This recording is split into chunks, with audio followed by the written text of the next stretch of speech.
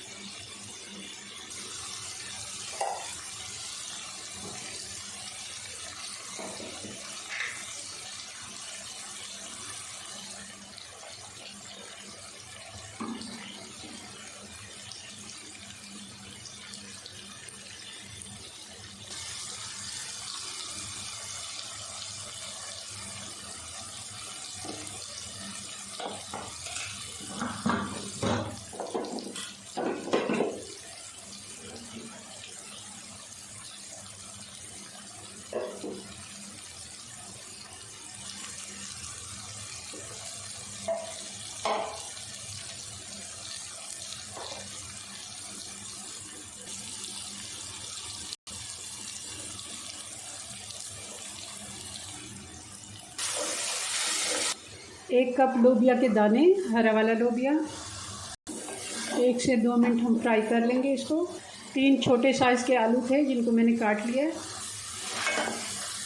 2 cup हमने चावल लिए। 3 कप पानी डाल देंगे। पानी में बॉयल आ गया, अब चावल डाल देंगे।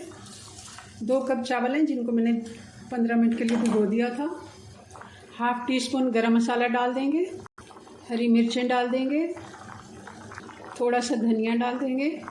पानी खुश्क हो गया, दम लगा देंगे 10 मिनट का। जी तो ये हमारी लोबिया आलू की खिचड़ी बन के तैयार है। बहुत ही मज़े की ये बनी है। इसको डिश आउट करके आपको फाइनल लुक दिखाते हैं इसकी।